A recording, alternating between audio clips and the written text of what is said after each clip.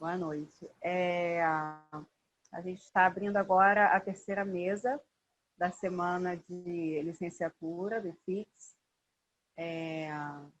Como está acontecendo esse ano, não é uma semana cheia, né? De segunda a sexta, a gente está fazendo semanalmente.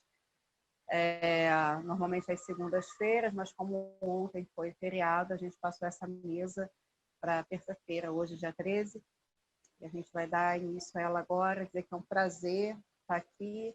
Já é o terceiro ano que eu participo, o primeiro ano foi como palestrante, e agora os 2 anos seguintes foi como organizadora, e nessa mesa eu estou como mediadora também.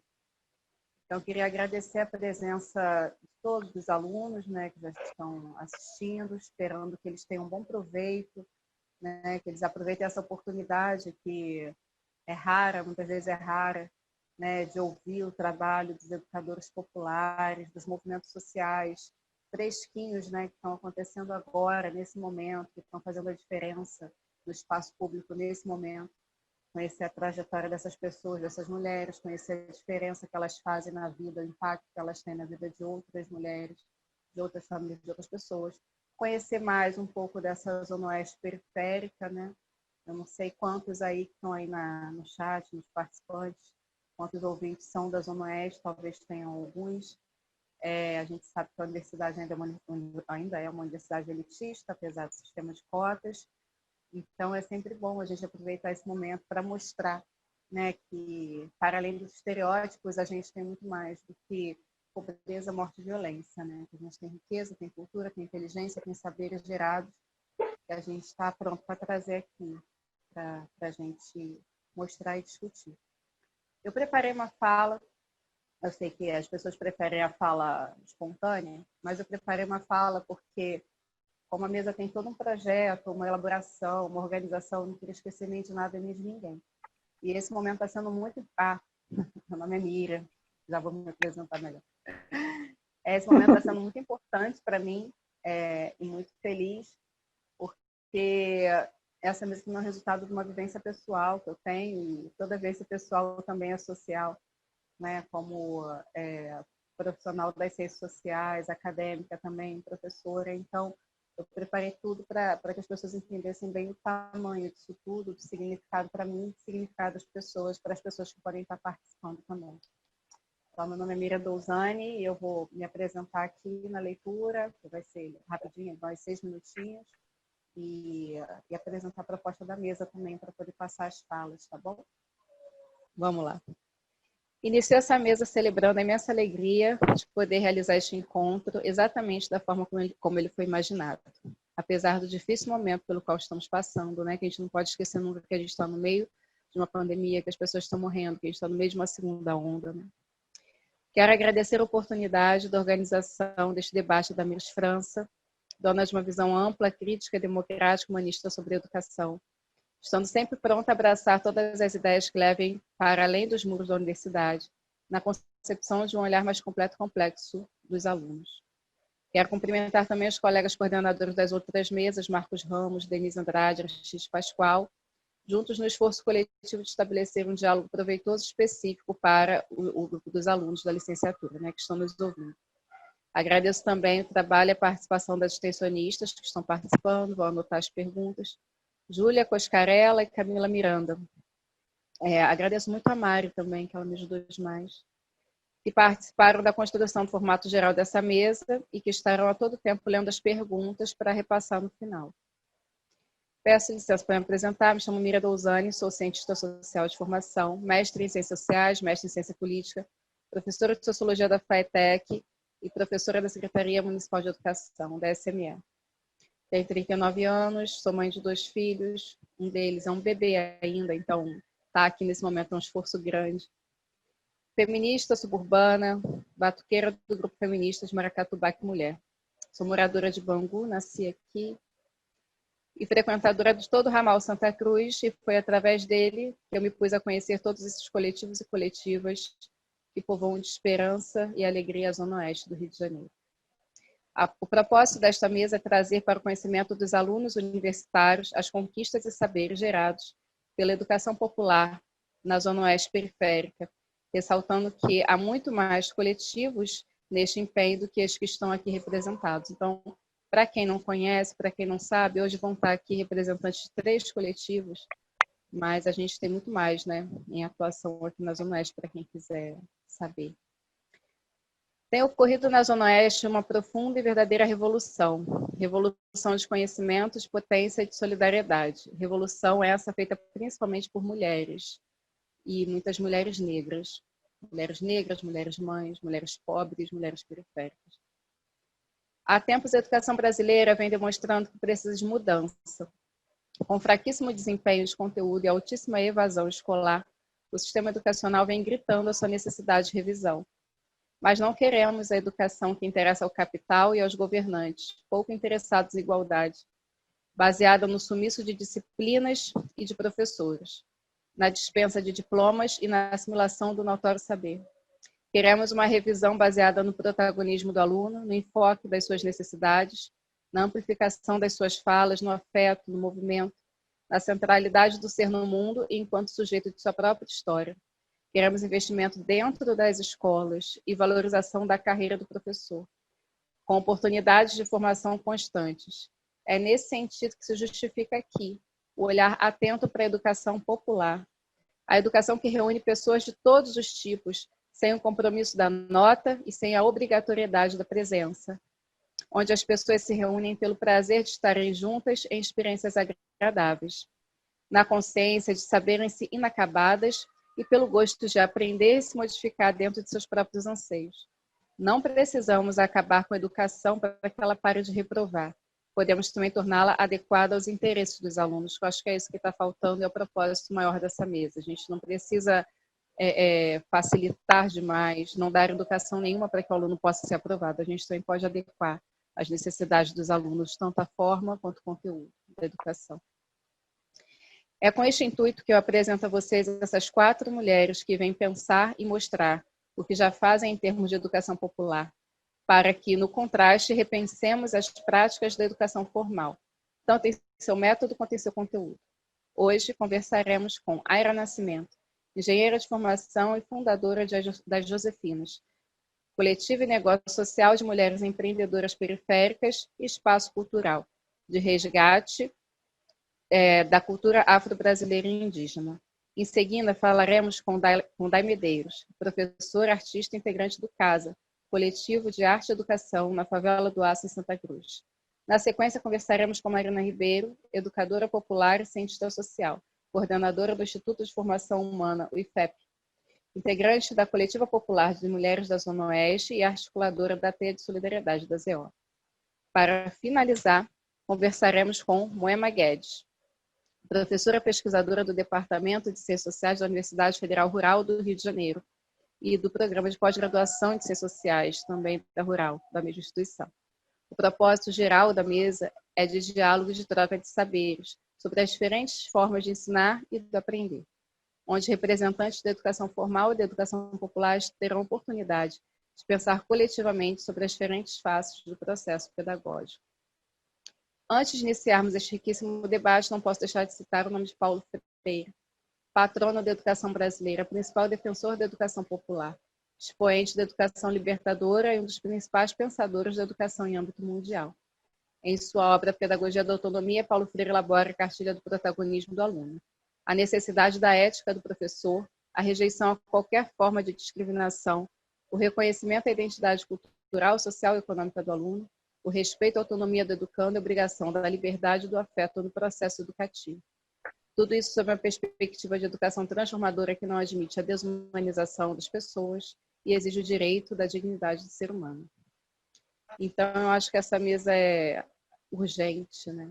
Depois de todos os ataques que viemos sofrendo, ataques, inclusive à memória e à obra de Paulo Freire, né? Então, é por tudo isso que essa mesa foi realizada e por isso que, a partir de agora, eu repasso a minha fala aí à ilustre Aira Nascimento. Fala sua, Aira. Que maravilha estar aqui com vocês. Boa noite. Que introdução linda. Muito linda. Eu também me sinto bem tocada de estar aqui com vocês. É um convite maravilhoso. E me apresentando, né? Eu sou Aira Nascimento, engenheira, como a Miriam falou, engenheira de produção.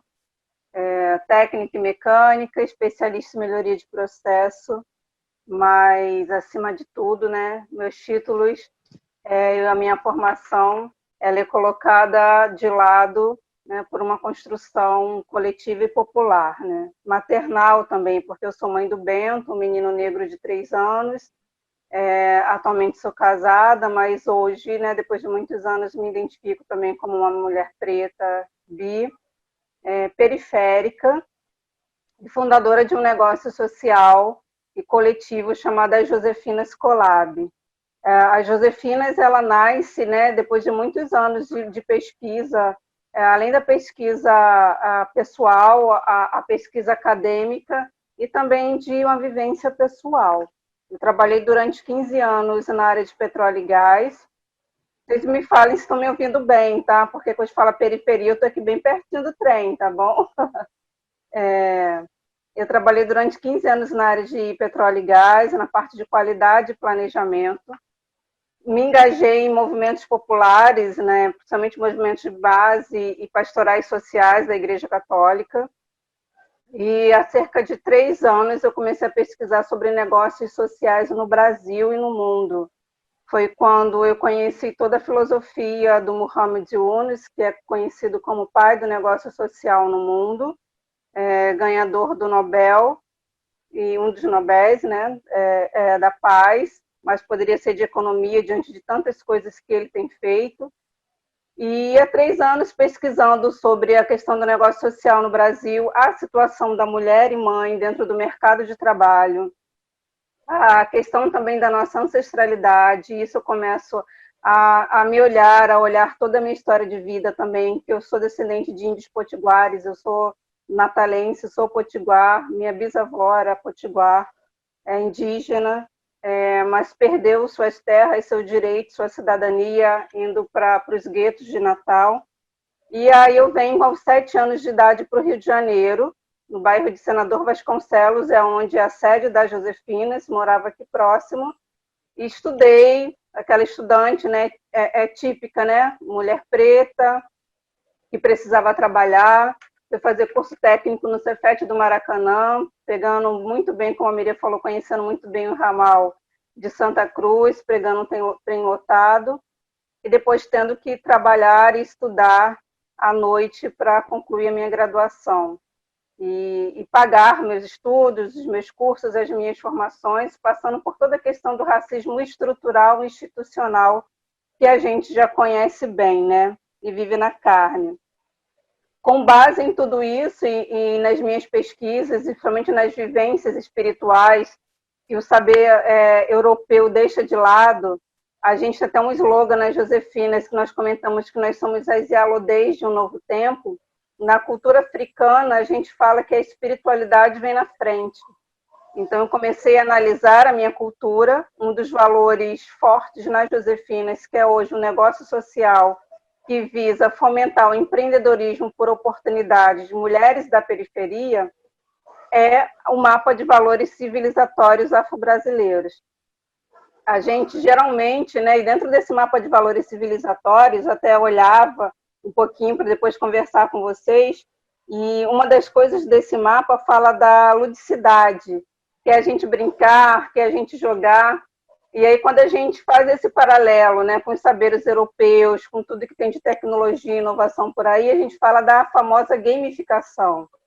Quando a gente fala dos programas hoje de incubação, de mentoria, a gente pode se referir à questão da nossa ancestralidade, do cooperativismo, da oralidade e da circularidade.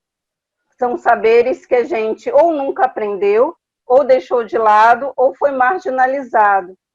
E aí, diante de toda essa trajetória também, que é um encontro espiritual, em 2019, em 28 de abril, eu fundei a Josefinas, que já estava desenhada no papel. Ela foi fundada em uma casa, aqui no centro de Campo Grande, próximo à rodoviária, um evento cultural o dia inteiro, e unia também mulheres empreendedoras. A Dai, que é uma das pessoas que vai estar nessa mesa com a gente, ela foi uma das pessoas bem ativas nesse início.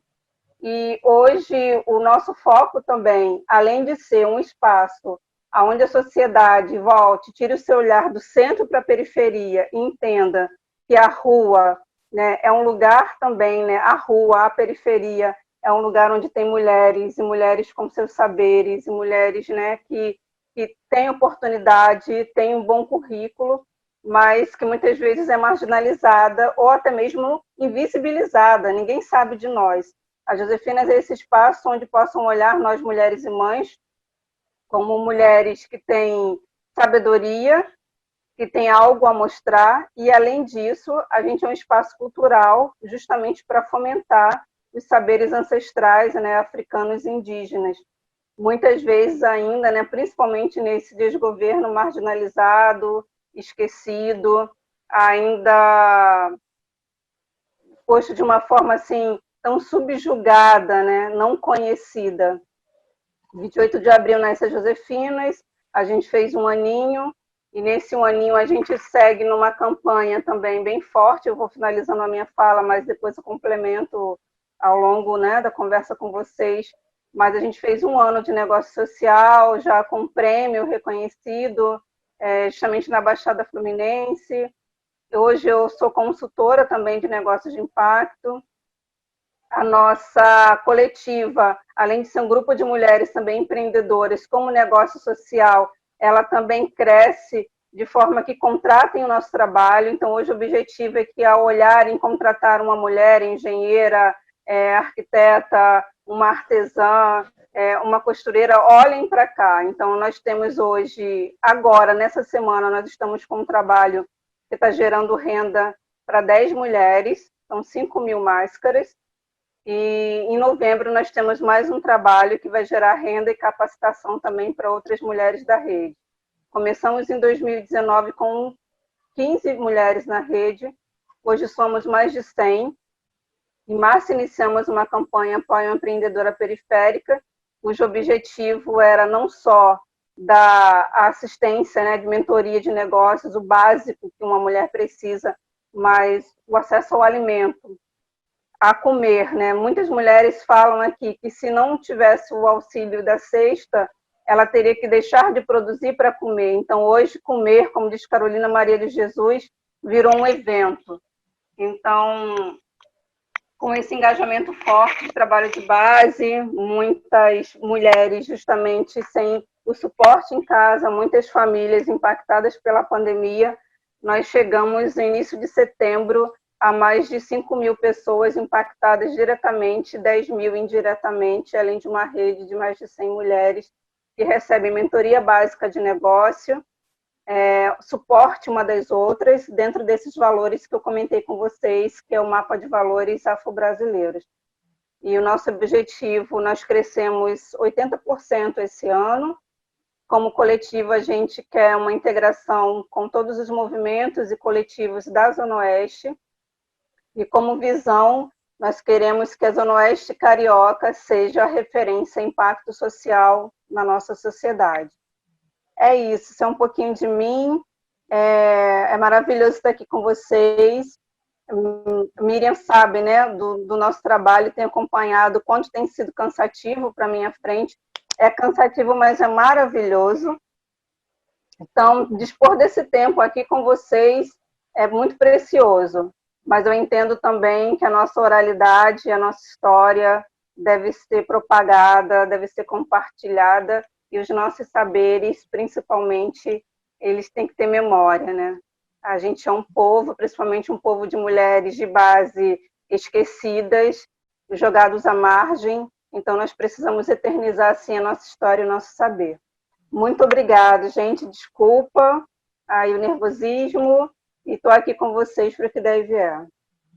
Obrigada, Aira. Eu fico viajando na fala da Aira, assim, porque acho muito bonito esse objetivo. Todos os objetivos são muito bonitos, né? Mas como se complementa esse lado prático do empreendedorismo social e toda a missão também, que é espiritual, de valores africanos, né? Eu queria saber um pouco mais, né, na rodada aí de comentários e perguntas, você puder falar um pouco mais, assim, né, do que falta a sala de aula, né, que é essa circularidade, oralidade, ludicidade. Bom, Claro. vamos para... aí na próxima, se você puder falar. E agora a gente vai passar a fala a Daiane Medeiros. Dai Medeiros, vai lá. Então, eu sou a Dai Medeiros. Queria dizer primeiro que se eu começar a chorar aqui, não estranhem, porque essa mesa aqui é uma mesa que, para mim, é muito importante estar entrando no IFIX agora para compor uma mesa ao lado dessas mulheres, que são mulheres da Zona Oeste. Para mim é muito representativo, então, assim, acho que qualquer momento aí durante esse discurso eu posso acabar me emocionando. Já estou bastante emocionada com as falas da Miriam e da Aira. E eu tenho um amor muito grande pelo IFIX, né? Uma das coisas que eu tentei escrever aqui para falar da minha trajetória é que eu fui uma licencianda da UFRJ, fiz licenciatura em Educação Artística, né, na EBA, e que na verdade não é da EBA, né, na verdade é da Faculdade de Educação, mas a maior parte do curso é dentro da EBA, né, que fica no campus do Fundão. E aí a licenciatura em Educação Artística é uma licenciatura que ela é extremamente... Quando eu entro em 2019 na universidade, ela é um curso que era muito confuso, né? Porque a gente é dividido em todos os campos da UFRJ, né? Nossas disciplinas são divididas entre o Fundão, Praia Vermelha, o IFIX e o prédio de música. Então, acabava que, nesse contexto de divisão, né, a gente acabou se tornando um curso muito desagrupado, sabe? Um curso que não tinha força coletiva, e isso foi um recorte que, por ser uma mulher periférica, né, eu entro na UFRJ grávida, então me descobri enquanto uma mulher periférica, uma mãe solo, uma mulher de luta, nasce comigo dentro da UFRJ, né? Foi quando a jovem Daiane, começa a entender a vida dela de luta dentro da UFRJ, pela questão do acesso à cidade, que a gente aqui na Zona Oeste não tem, principalmente falando, né, de uma mãe que precisava dar conta de trabalho e para poder me sustentar, então eu tinha que trabalhar, eu tinha que dar conta de um curso que é integral, de 7 da manhã às 17 horas da tarde, e eu tinha que voltar para casa para estar com o bebê, né? E aí o quanto que a rede de mulheres à minha volta, da minha família e as minhas amigas foram importantes para mim. Então, assim, esse início dentro da UFRJ foi o que consolidou meu pensamento enquanto mulher da Zona Oeste, uma mulher de luta, né? E de lutar pelo direito a esse acesso à cidade e acesso que a gente tem que está sempre pontuando em todos os lugares que a gente tem a oportunidade de ter o espaço, né? Então, eu fiz aqui mais ou menos uma linha do tempo para tentar resumir nesses 15 minutos a minha fala, né? E depois desse processo da licenciatura, a gente entra na questão do golpe, né, em 2016, do que afetou a arte-educação, né, aqui no Brasil. Existe o corte na educação e a arte-educação começa a ser... A proposta aqui no Rio de Janeiro, especificamente, era da retirada da arte-educação do currículo das escolas. E o quanto isso é grave, né? Porque no próprio ano de 2016 a gente teve 5 questões dentro do Enem de arte, de história da arte. Então, o quanto que a gente consegue ver que quando se trata de cultura, quando se trata de arte, né, sempre a escola, né? E que aí a gente vai falar do ensino público, porque provavelmente isso ia ser retirado da Base Nacional Comum, mas a escola privada ia continuar propondo arte e educação, né? Quem ia ser retirado da Base Nacional Comum ia acabar sendo as escolas públicas, né? E aí como que isso mexe com a questão do acesso à educação, né? E aí, fazendo um recorte aqui para a Zona Oeste, a gente tem um recorte de uma zona onde é o maior número de evasão escolar, né? E o menor número de acesso à universidade, acesso ao ensino superior, né? Nós somos menos de 5% de jovens que acessam a universidade. Então, assim, o quanto estar fora, né, da margem central, o quanto ser periférico influencia isso, né? Influencia nisso. E aí a gente vai falar, né, a gente teria que falar de mobilidade urbana, de transporte público, de emprego, né, de diversos recortes que não cabem aqui nessa mesa agora, falando especificamente de escola e de educação. E quando, em 2016, surge um movimento muito forte de arte e educação no Rio de Janeiro, que é o Arte Mudança Já. Isso influenciou bastante o curso de licenciatura dentro do FRJ, que foi aquele choque de, olha, se a gente não lutar para a licenciatura, para a educação artística continuar na base nacional comum, o que vai acontecer vai ser que o nosso curso vai acabar, né? Porque já rolava aquele jogo de empurra entre a Faculdade de Educação e a EBA. Então, assim, se a gente não se mobilizar agora, se a gente não começar a criar um pensamento, a idealizar o que a gente quer propor no nosso curso, a gente vai acabar morrendo na praia, né? Então, foi um movimento, esse Arte Mudança Já é um movimento de professores dos colégios estaduais, mas que teve assim, uma repercussão muito grande dentro da UFRJ, dentro do curso de licenciatura em Educação Artística, e eu acabei carregando isso para mim no meu final de formação, né? Depois de 8 anos tentando, enfim, conseguir o diploma, né? Eu entro em 2009 e só saio em 2016. Então, olha, eu fazendo conta, eu em matemática eu sou péssima, tá, gente? Mas, assim, foram muitos anos tentando me formar.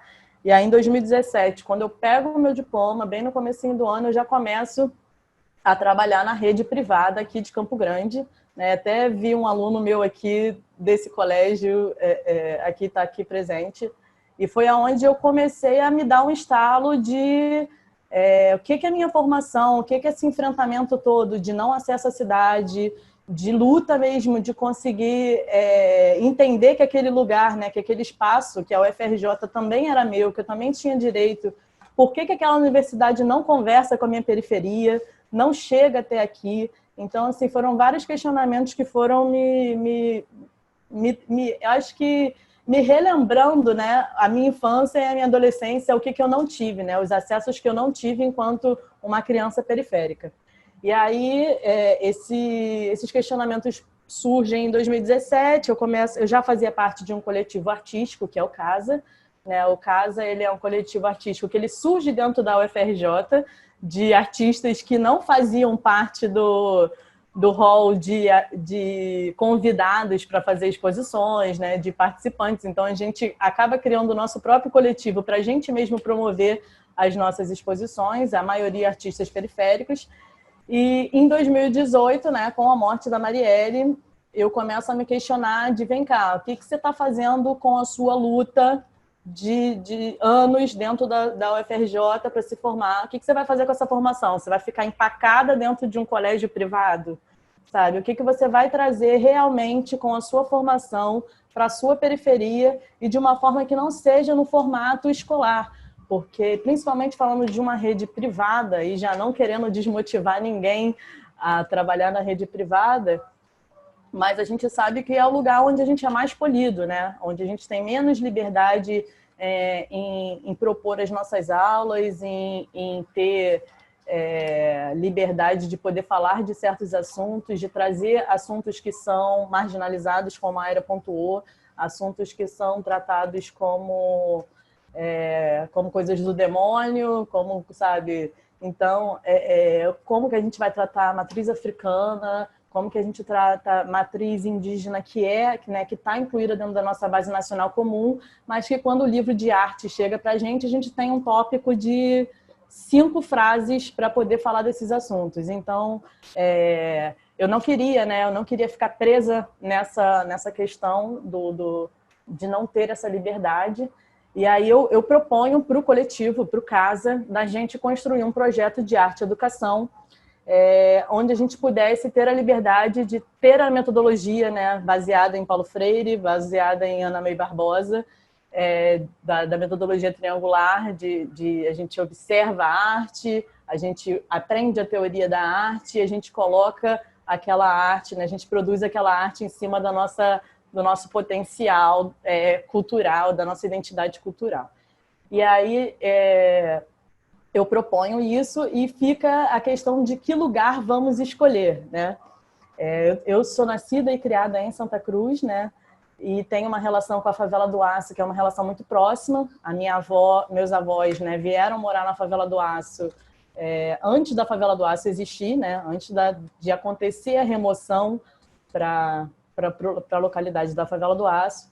A favela do Aço, ela é a primeira favela que chegou no eixo Santa Cruz, Sepetiba e Paciência. Então, era um eixo extremamente rural, né, e que recebe aquele choque de uma cultura favelada chegando. Então, isso é um choque que reflete até hoje dentro do bairro de Santa Cruz, né? Eu sempre conto essa história, que se você chegar no centro de Santa Cruz e pedir um Uber para a favela do Aço, você não consegue. Se você pedir um de Bangu, você consegue. Se você vier de Madureira, você consegue. Mas de Santa Cruz, você não consegue, porque os próprios moradores de Santa Cruz têm um preconceito absurdo com a favela do Aço, por ter sido a primeira, por ter sofrido com uma questão muito séria de violência durante anos. Então, a gente faz esse recorte todo, eu apresento a favela do Aço para o coletivo, né? De primeira, a gente começa a convocar dentro da própria EBA, né? Dentro da própria licenciatura, das pessoas que já estavam inteiradas com arte e educação, e a gente monta, então, um projeto oferecendo oficinas de arte e educação para as crianças e adolescentes da favela do Aço. Eu até vou pedir agora para a Patrícia colocar o videozinho enquanto eu falo, que é para vocês se emocionarem também aqui, ficarem emocionados comigo, porque não tem como não se emocionar. E esse projeto ele surge numa ideia de romper a falta de acesso, né, a instrumentos culturais, que a gente sabe que aqui na Zona Oeste a gente tem esse problema seríssimo, né? A gente não tem grandes instrumentos, e os que tem são invisibilizados, né, por falta de financiamento, por falta de estrutura e por uma ignorância nossa mesmo, né? Que a gente passa tanto tempo fora daqui estudando, a gente passa tanto tempo pesquisando e tentando entender outros territórios, que a gente acaba não olhando tanto para o nosso território quanto a gente deveria, né? E como a Miriam falou, a gente tem um território riquíssimo em coletivos culturais, né? A União Coletiva pela Zona Oeste, que é um coletivo que ele foi criado agora durante a pandemia para tratar das questões da fome, né? Das consequências do Covid, mostram isso, né? Nós somos 15 coletivos, onde mais de 10 são de cultura, né? São coletivos que não trabalhavam com assistência social, que trabalhavam com cultura e educação, e aí para ter esse olhar de assistência, porque nós somos a força do terceiro setor aqui na Zona Oeste, né? Então, esse projeto, ele oferece oficinas, a gente promove a oficina de manhã e à tarde, né? Na nossa primeira missão, que a gente chama de missão, né? E aí, não tem a ver com religiosidade, tem a ver com a palavra missão mesmo, né? Com qual é a nossa missão enquanto arte educador, enquanto profissionais, né? Enquanto professores. E a gente promove essas oficinas de manhã e à tarde, e na nossa primeira a gente não teve a preocupação de levar o almoço para as crianças. E aí aquilo foi um pacto muito... Patrícia, eu pedi para você dar uma pausa aqui, que eu queria falar sobre essa exposição. E aí a gente não faz esse recorte, né, da questão da comida, e foi um pacto para a gente muito grande, porque a gente, ali, logo de cara, no nosso primeiro evento, a gente entendeu que não existe a possibilidade de tratar educação, de tratar arte, sem tratar da questão da alimentação. Garantir alimentação... Oi. Falta 5 minutos, tá? Só para você saber. Garantir alimentação, nesse caso, e aí foi um assunto que a gente até passou a noite hoje discutindo no coletivo, e que a gente tem uma disposição enorme para ficar debatendo essas coisas pela noite, que a gente não sabe mais, né, aonde a arte e a educação agora não está mais comunicando, né, não se liga mais com a questão da alimentação, com a questão da saúde dessas crianças. A gente atende atualmente quase 200 crianças, né, de 3 a 16 anos. Então, assim, é uma demanda de trabalho que é muito grande. Eu queria, Patrícia, só que você botasse aí o vídeo de novo. Eu pedi para a Patrícia dar uma pausa, porque foi um grande acontecimento para a gente que foi a exposição. A gente foi convidada a fazer a exposição no Centro Cultural da Light, das crianças. A gente conseguiu a grande galeria do Centro Cultural da Light, onde a gente montou a exposição deles, com todo o processo de criação que eles tiveram durante o ano de 2018, e a gente conseguiu 2 ônibus para levar 80 crianças no Centro Cultural da Light. Então, aquilo ali, para mim, foi... E, assim, não é para mim, né? Acredito para a equipe inteira, né? Nós somos uma equipe de aproximadamente 35 voluntários, e aquilo ali, para mim, foi o divisor de águas. Foi assim, conseguimos a nossa proposta inicial, que era romper a falta de acesso ao centro da cidade, aos centros culturais. E a gente conseguiu romper isso levando a arte que foi produzida dentro da favela do Aço a um grande centro. Então, entre N coisas que eu tenho para comemorar desse projeto, esse foi um grande acontecimento. Assim como também no começo desse ano, antes da pandemia, a gente conseguiu fazer um passeio com eles até o CCBB para visitar aquela exposição do Egito, que foi um grande acontecimento também, e que aí a gente acabou levando eles no Morro da Providência, contando a história da primeira favela, com o Rolê dos Favelados. E sim, tem todo um significado, né, que faz essa comunicação com a rua, e que você entende que dentro da escola você não tem uma liberdade de você mostrar. Eu tenho um número de crianças muito grande que estão fora da escola. Então, quando a gente fala dessa educação que é dada na rua, a gente está garantindo que essas crianças também que estão fora da escola, que elas consigam consumir, né, e consigam entender a potência que elas são, né, a potência de criação, de criatividade, a potência que elas têm de entender que a arte não é só uma questão criativa, recreativa, né, que tem a ver com cultura, que tem a ver com criatividade, com possibilidades. Então, para mim, assim, poder estar aqui agora, né, e fazendo o que eu me propus, né, a promessa que eu fiz quando eu assumi ser professora, isso para mim é muito importante, gente. Desculpa se eu me excedi na fala. Eu nem li o texto que eu tinha escrito. Eu sei que eu falei muito, mas é que é muito complexo, né? A gente tentar resumir uma demanda tão grande dessa em 15 minutos. Foi por emoção, né, Dai? Foi uma catarse, né? Mas emocionou muita gente. Eu estava vendo aqui os comentários falando sobre isso. Muito legal, muito lindo, assim. Eu já conheço um pouquinho, mas eu sempre me emociono mais um pouco, assim, com o tamanho dessa transformação. E também, o legal é que esses projetos, né, tanto da área quanto o seu, estão no início, né? Então, eles têm muito de mundo para ganhar. Por isso também a visibilidade é muito importante. Então, eu queria te agradecer a sua fala. E na rodada de perguntas, se puder, eu acrescento uma pergunta também. E agora a gente vai passar a fala para a Marina Ribeiro, do CEP, né, com tantas atividades que a Marina faz. Vamos lá, Marina. Boa noite, me ouvem bem? Ai, que bom.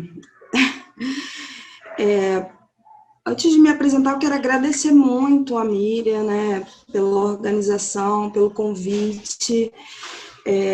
Para mim é uma alegria imensa, um prazer poder estar aqui, né, nesse espaço e colaborar com esse debate, colaborar com os estudantes que estão nesse processo aí de formação. É muito importante mesmo. Quero saudar a Dayana Medeiros, a Aira Nascimento e a Moema Guedes, né? Eu acho que é incrível realmente poder compartilhar dessa mesa. Eu acho que talvez é a primeira vez que eu estou numa mesa com mulheres e tratando especificamente do território da Zona Oeste, do que a gente tem produzido. E olha que isso daqui não é 0,001%, né? E o quão diverso já está colocado aqui, isso tudo. Esse universo que é a Zona Oeste. Então, meu nome é Marina Ribeiro, eu sou, como já foi apresentado, né, eu sou educadora popular, eu sempre falo isso, eu sou formada em ciências sociais, mas a educação popular, ela chega na minha vida, assim, acho que me arrebatando, né? As ciências sociais ela também surge antes, Eu falo sempre brincando que eu vou parafrasear o Florestan Fernandes, né? Porque ele fala que ele já era um sociólogo antes da sua formação, né? E foram as contradições que eu percebi ao longo da minha vida, desde a infância, né? Uma família negra, pobre, meus pais não são cariocas, né? Minha mãe veio de Salvador para cá tentar a vida, minha avó veio tentar ser quituteira, né? Então, tenho esse traço muito forte na minha família. Meu pai veio do Espírito Santo e chegando no Rio de Janeiro, a vida não foi nada fácil, né? Foi muito difícil para minha família, né? A minha mãe teve que... Minha mãe costureira, foi seguindo aí na formação de costureira, mas a minha avó trabalhou como lavadeira, né? E infelizmente faleceu indo entregar uma trouxa de roupa no trem, o trem cortando aí a nossa vida e a nossa história. E pressão alta, infarto, enfim, essas coisas que nos acometem, né? Por conta das condições sociais que a gente vive, né? Não é porque a gente tem predisposição, a gente tem predisposição para ser explorado, né? Acho que é isso, e isso vai gerando várias doenças, comorbidade para a população negra. Então, isso é um pouco... tudo isso vai me construindo como mulher negra, né? E desde muito cedo, assim como a Aira, eu participo da Igreja Católica, participava, né? Hoje não. Participava da Igreja Católica, e na Igreja Católica, pelas pastorais sociais, sobretudo a pastoral da juventude, foi onde eu me iniciei a minha participação política, né?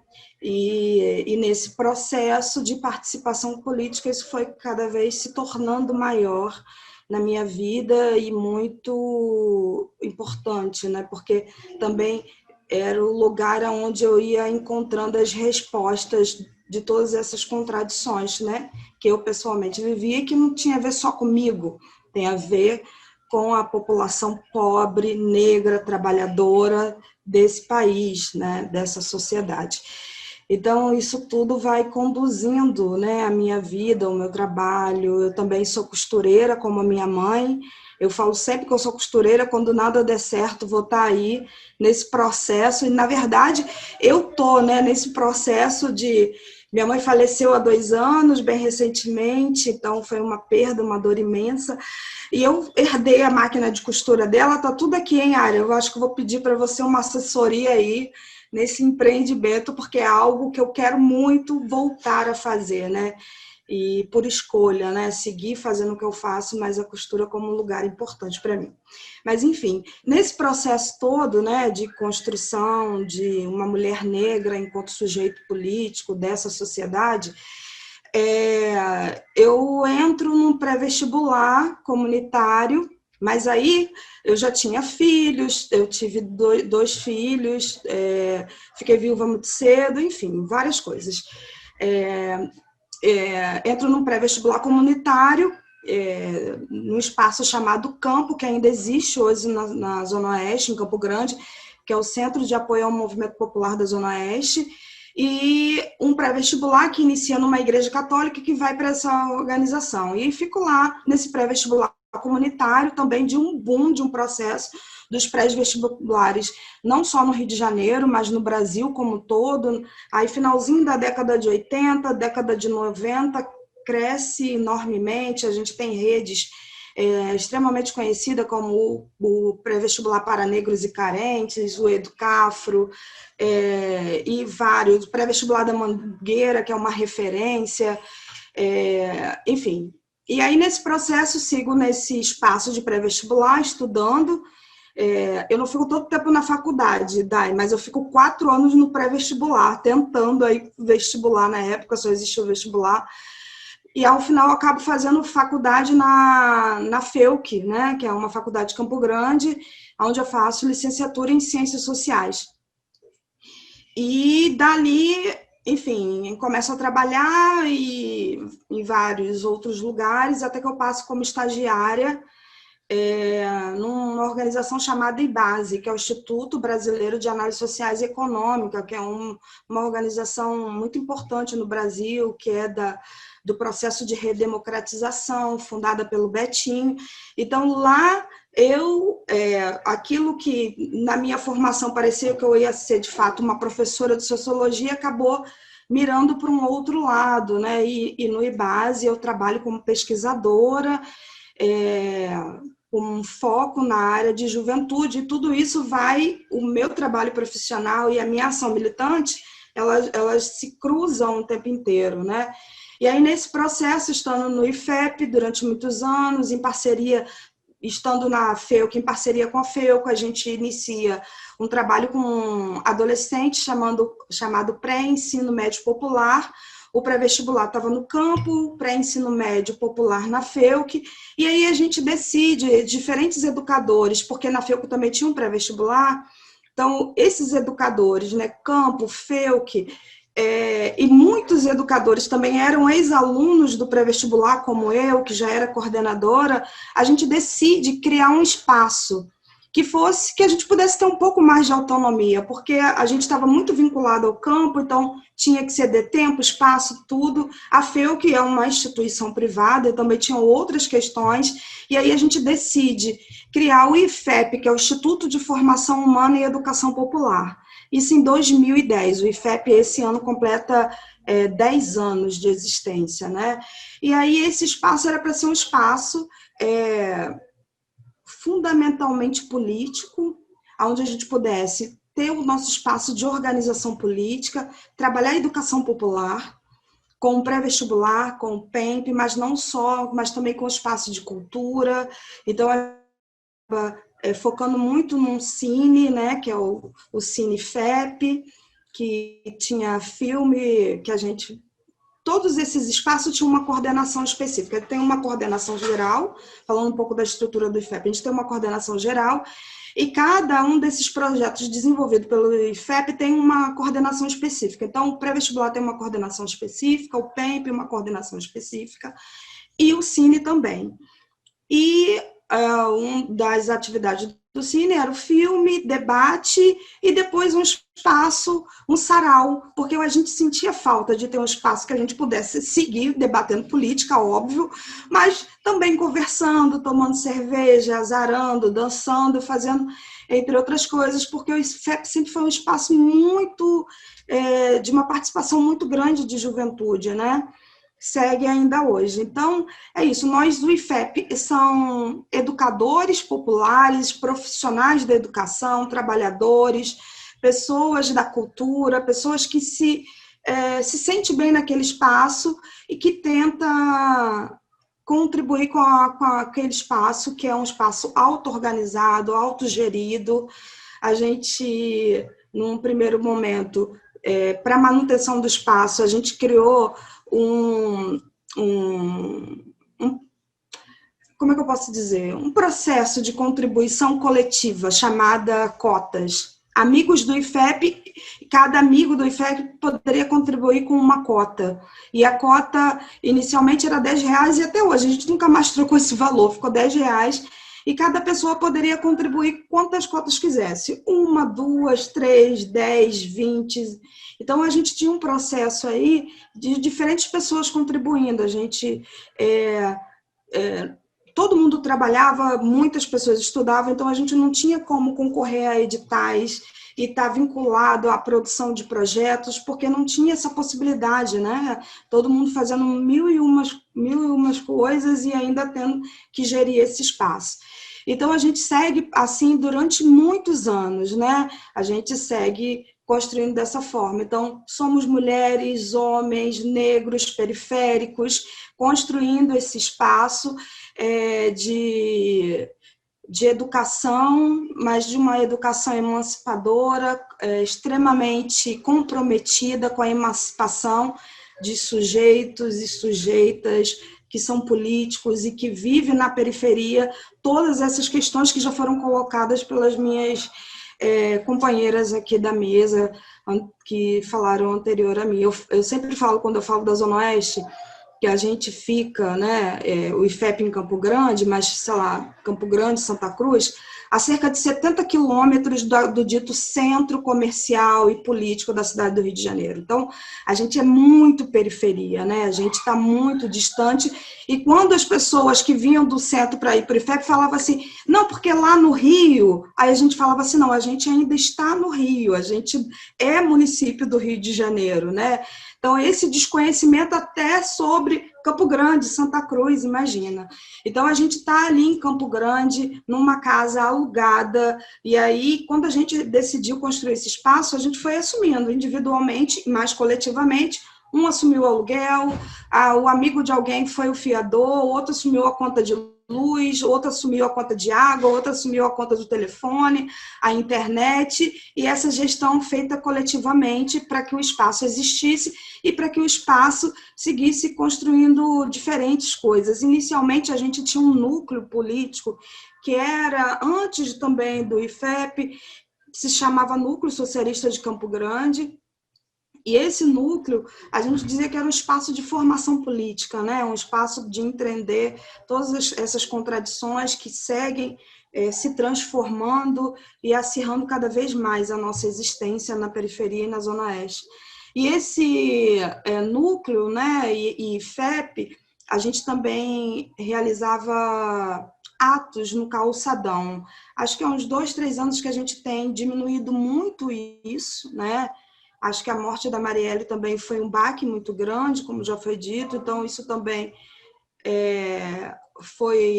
a gente foi assumindo um lugar de preocupação de todas as questões que a gente colocava, e a gente foi deixando de fazer isso, mas a gente fazia atos, sei lá, Dia Internacional da Mulher, Dia da Trabalhadora e do Trabalhador, dia 20 de novembro, dia de combate, 25 de novembro, dia de combate à violência contra as mulheres. Então, todas essas datas, 7 de setembro, todas essas datas, né, 1º de maio, a gente ia para o calçadão, fazer debate político, fazer aula pública na rua, dialogar com as pessoas no calçadão de Campo Grande.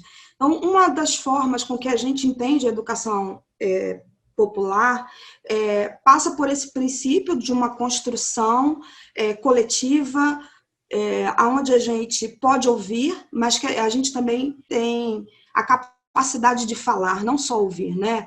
A voz, ela precisa ser praticada, é um exercício, e a gente que nasce, né, nesse lugar, né, periférico, pobre, mulher negra, parece que você já nasceu errada, né? Então, o silêncio, né, como diz a Grada Quilomba, é uma coisa que é instituída, né, na nossa vida. Parece que a gente usa aquela máscara, né, das que a Anastácia escravizada usou durante muitos anos, que nos silencia, e essa máscara hoje pode ser simbólica, né, mas o medo de falar, o medo de se colocar. Então, a fala é fundamental, ela é estratégica. Então, garantir esse lugar de fala e de construção coletiva.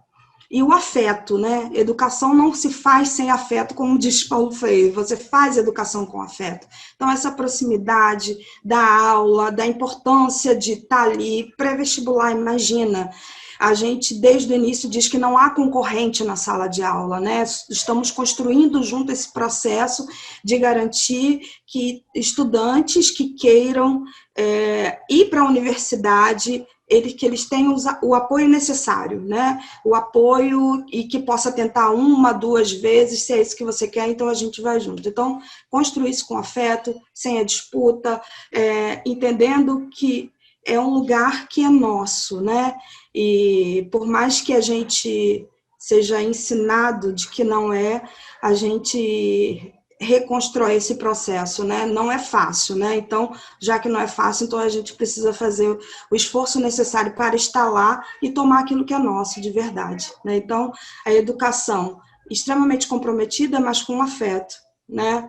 Então, a educação popular nesse processo de construção coletiva, de projeto, de educação como prática política e pedagógica que esteja comprometida, né, com a emancipação humana e com a vida e com a transformação da sociedade.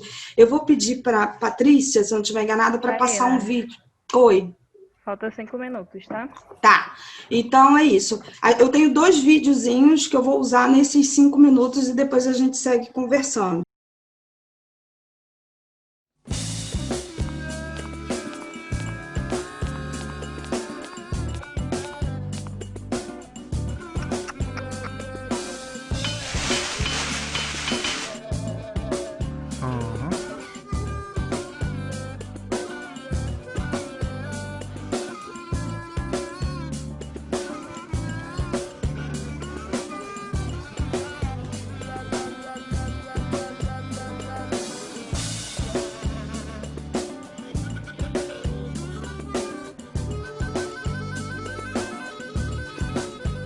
Está na luta, corre do dia a dia.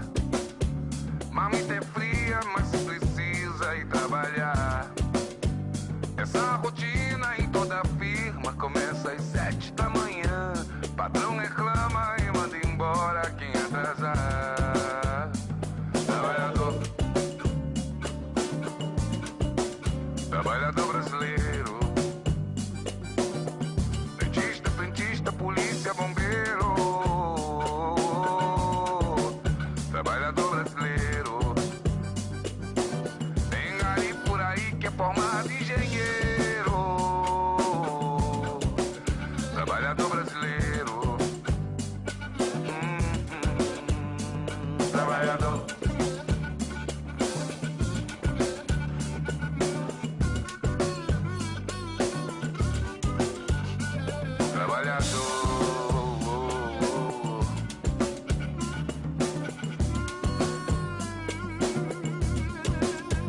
E sem dinheiro vai dando um jeito, vai pro serviço. É compromisso, vai ter problema se ele faltar. Salário é pouco, não dá pra nada. Desempregado também não dá.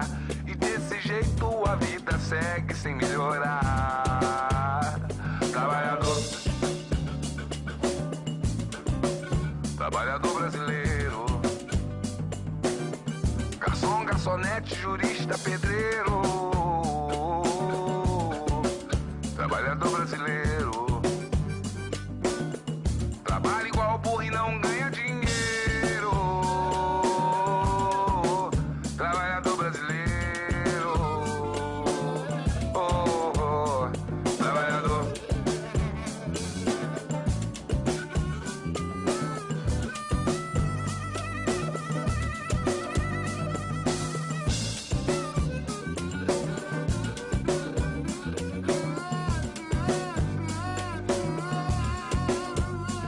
Está na luta do corre do dia a dia.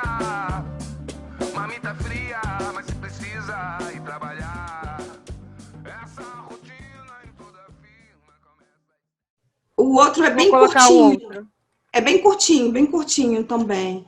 E esse conta o processo de construção da sala multiuso, né, que foi feita por nós. Quando a gente alugou a casa, não existia sala, né, onde acontece a sala de aula.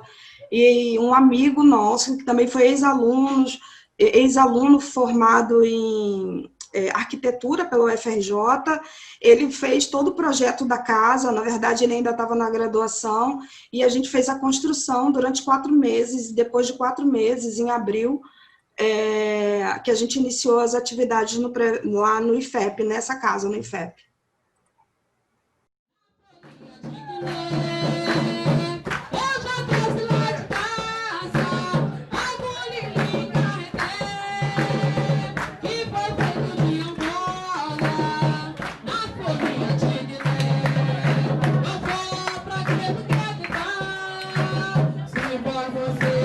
Quinta edição do Conexão de Moda. Foi uma ideia que nasceu há 5 anos atrás, da gente juntar as expressões que se comunicam pela roda, então o jongo, o hip hop e o funk, para a gente juntar e fazer uma mistura. Não só para ser um momento de apresentação dessas expressões, que seria bacana também, mas ter um momento de juntar a picape com o rap, com os tambores. Então a gente chega nessa quinta edição com essa perspectiva.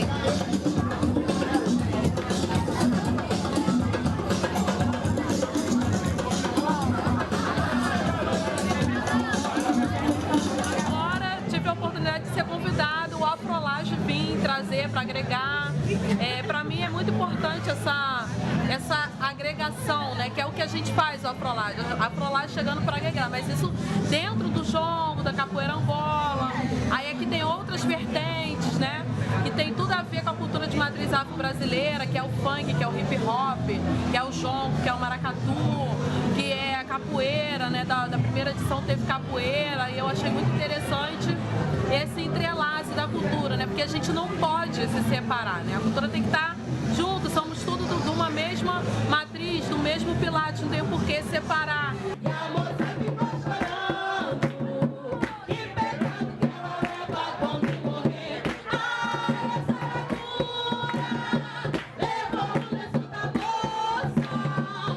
A importância de trazer a cultura de matriz afro-brasileira para as periferias, porque é nosso, né? Isso faz parte de cada um de nós. Quem vive aqui, a maioria é a população negra, e muitas vezes não conhece a própria cultura, a sua própria identidade, que às vezes eles negam a própria identidade por falta de conhecimento, porque nas escolas eles não querem falar sobre isso. Nas escolas a gente só ouve dizer que o negro foi escravo. Nós não fomos escravos, nós fomos escravizados.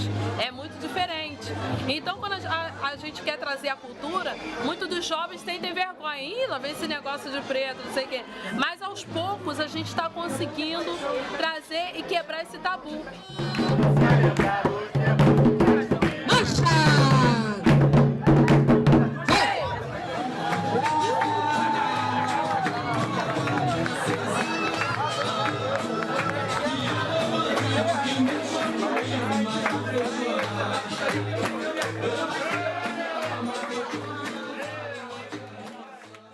Obrigada.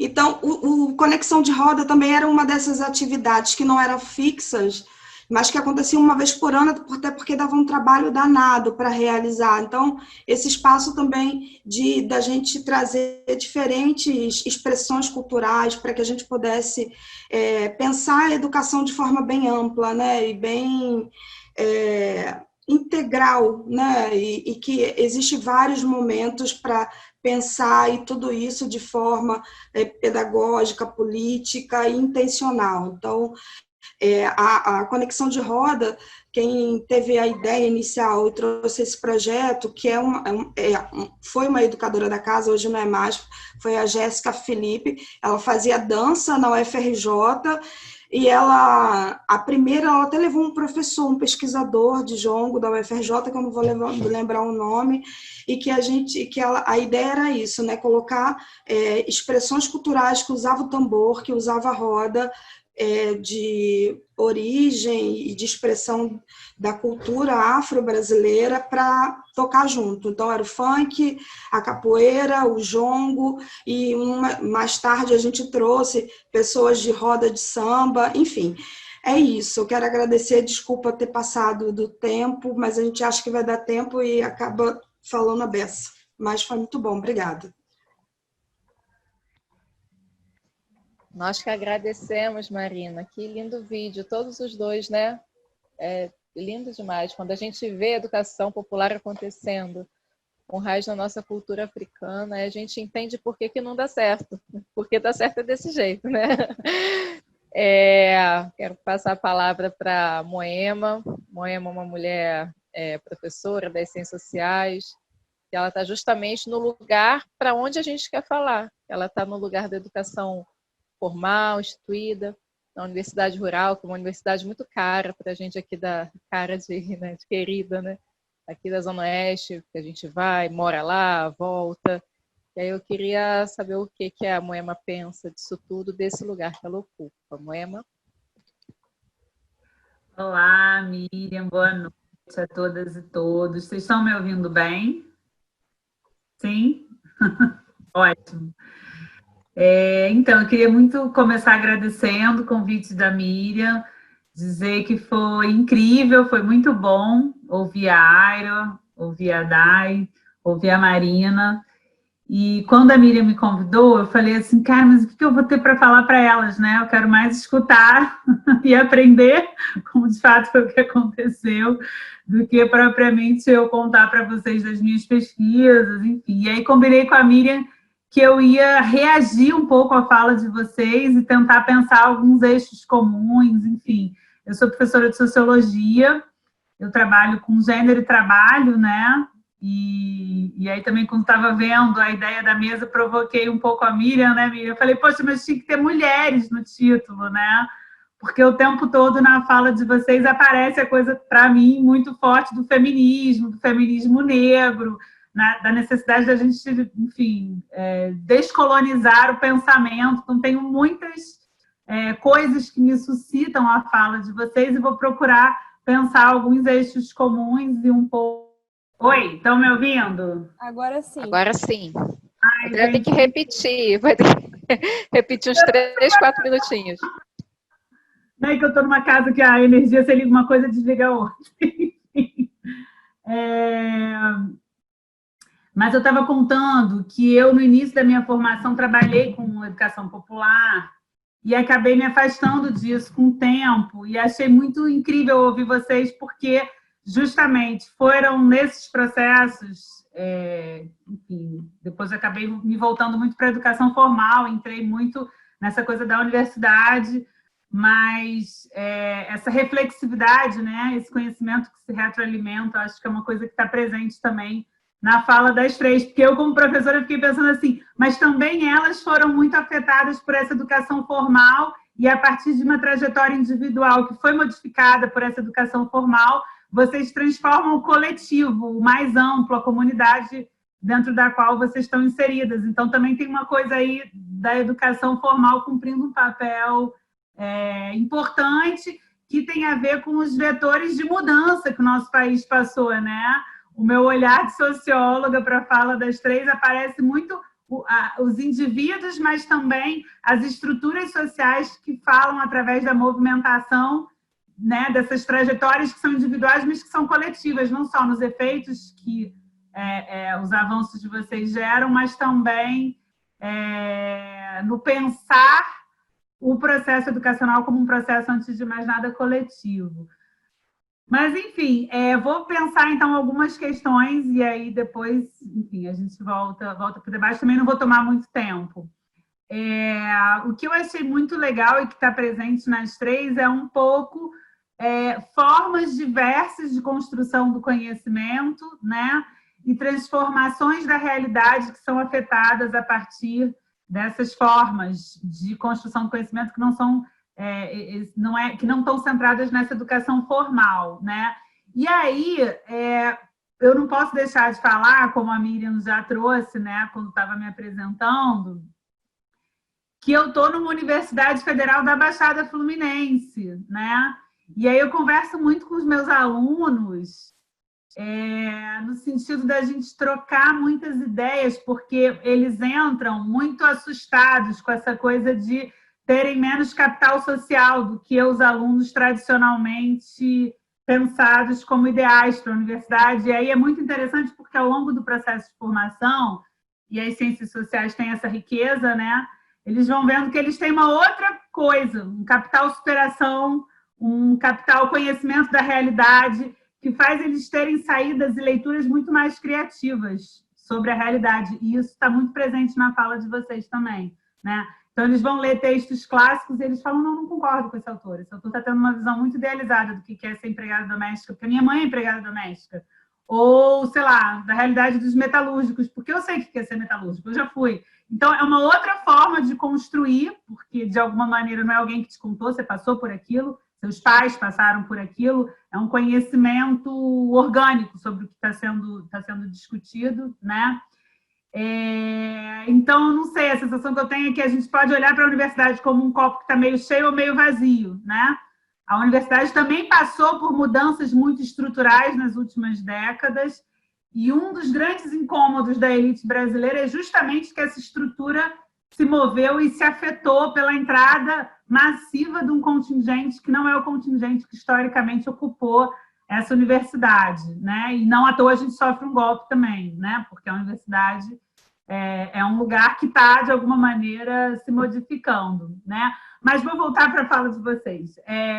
O que eu acho que é muito legal que vocês trazem também são experiências que se traduzem em ações criativas, né? Num cenário, eu gosto de pensar nisso como uma macro mudança, né? Num cenário de ausência do Estado. Então, a primeira pergunta que eu teria para vocês, que a fala de vocês me suscita, é um pouco assim, como seguir essa dupla função em que vocês agem e fortalecem essa comunidade, fortalecem uma série de ações que são fundamentais para a formação política, mas, ao mesmo tempo, continuam pressionando esse Estado, né? Para que ele continue estruturando políticas sociais. Eu acho importante a gente não abandonar essa pergunta, porque, de alguma maneira, a gente está num cenário de guerra, né? A Miriam falava disso na introdução. A gente está num cenário de desmantelamento de políticas sociais que nunca foram completamente bem estruturadas, né? Então, como pensar uma formação política que prima pelo papel da comunidade, sem deixar de trazer também a importância das políticas sociais e do papel do Estado, né? Essa é uma primeira questão. E aí fiquei pensando muito também na fala delas, na reconstrução do papel da comunidade como um papel político fundamental. A Silvia Federici, que é uma autora que eu gosto muito, que vem fazendo muito sucesso nos estudos de gênero, ela fala muito disso, né? Do trabalho de cuidado, e aqui eu puxaria essa ideia do cuidado para o trabalho de educação como formação, como um processo mais amplo, também como um papel comunitário, né? E isso está muito presente na fala das três, né? Queria ver o que vocês acham disso, né? E aí também, uma coisa que não tem muito como eu deixar de provocar nessa direção, porque o meu olhar é muito de alguém que estuda gênero, né? As possíveis contribuições desse legado, né, dessas construções coletivas que vocês estão trazendo na fala de vocês, para o próprio feminismo, né, que está cada vez mais plural, cada vez menos colonizado, mas que tem um papel importante, porque eu acho legal a gente pensar que parte do empoderamento das mulheres e dessa ação muito bem estruturada, ela tem a ver com os efeitos do que algumas autoras, como a Flávia Biroli, vão chamar de feminismo de Estado.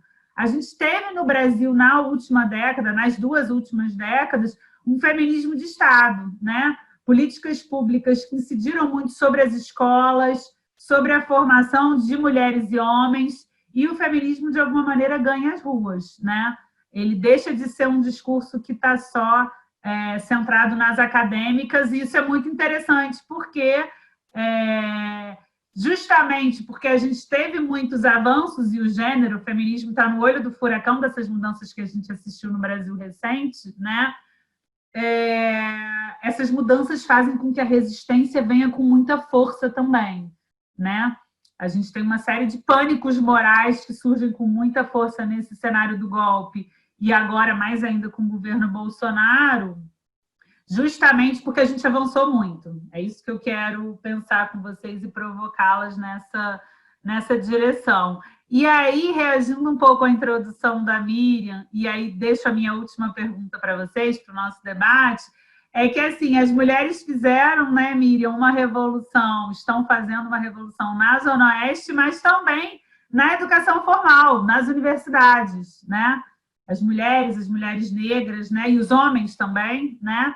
E aí eu queria pensar um pouco, jogar para vocês essa pergunta, né? Esse papel de retroalimentação, né? Essa educação formal que gera mudanças e que faz com que, de alguma maneira, esse conhecimento seja espraiado, né, para outros lugares, onde a educação está acontecendo com muita força, com muita pujança, e que não são educações, formas tradicionais de educação, né? Achei os vídeos lindos, maravilhosos. E como é que esses movimentos incidem dentro da universidade no sentido de pressioná-la a reescrever a narrativa hegemônica sobre o que é conhecimento, sobre o que é sociedade e sobre quais são os verdadeiros agentes de mudança social. Tá? Eu vou ficar por aqui porque, na verdade, eu acho que o meu papel aqui hoje é muito mais de ouvi-las do que de falar. Tá? Obrigada. Obrigada, Moema. Eu acho que esse era o propósito, assim, de ouvir, né, de cavar o diálogo, que pode seguir daqui para adiante também, né? A gente está se conhecendo e acho que esse movimento é muito bom para todo mundo.